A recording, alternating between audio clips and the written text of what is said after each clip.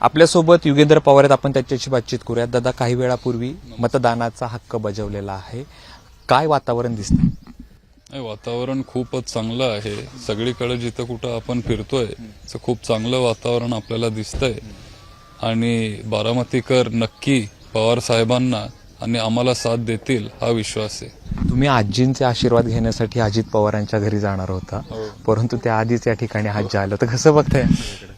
आता काय माहिती नाही, काही योगायोग काही म्हणा, पण मी तिथं निघालेलो आणि तोपर्यंत मला मी तिथं फोन केला आणि त्यांनी मला सांगितलं की ते इथं कण्हेरीला यायला निघालेत. मग त्याच्यामुळं मी गाडी वळवली, तुम्हालाही सांगितलं, आणि गाडी वळवून मग आता इथं आलो, त्यांचा आशीर्वाद घेतला आणि आता पुढच्या कामासाठी निघालो. काय बोलणं झालं? खरं तर हे वैयक्तिक असलं तरी गेल्या काही दिवसापासून आजी हा चर्चेचा विषय बनलेला होता, मग त्या निमित्तानं काय नेमकं बोलणं झालं? नाही, असं काय राजकीय आम्ही कधी बोललो नाही, आज पण काय राजकीय बोललो नाही, बोलत नाही. फक्त त्यांना सांगितलं तब्येतीची काळजी घ्या, जास्त विचार करत बसू नका आणि सगळं व्यवस्थित होईल, तुम्ही नका काळजी करू, एवढंच आम्ही बोललो. आमच्या दादाला साथ द्या असं पत्र जे आहे ते एक जण वाचून दाखवलं होतं.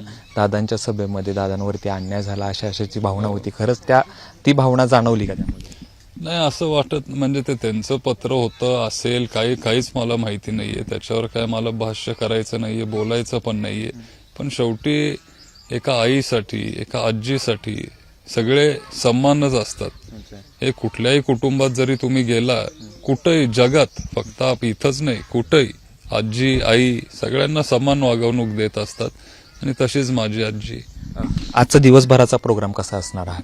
आता इथून मी निंबूतला जाणार आहे, म्हणजे जे बारामतीचं शेवटचं टोक आहे, इथून शेवटचं, तिथून पहिलं, तिथं जाऊन सगळ्या म्हणजे एका बूथवर चक्कर मारणारे, सगळं काय व्यवस्थित होतंय का, बऱ्याच ठिकाणी दमदाटी पण केली जाते अशी माहिती आमच्याकडे आता येते. तिथं जाऊन नक्की काय होतंय ते सगळं बघावं लागेल.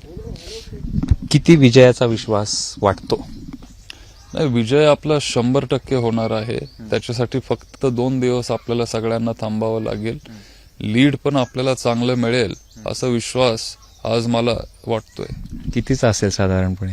काय सांगता येत नाही. आता शेवटी एवढा मोठा मतदारसंघ आहे, 3 ते 3.5 लाख लोक मत देणार आहेत, पण लीड चांगला असेल हा विश्वास नक्की आहे.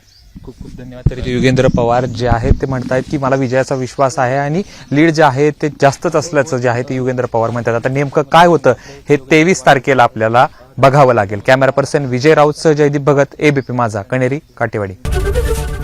एबीपी माझा, उघडा डोळे बघा नीट.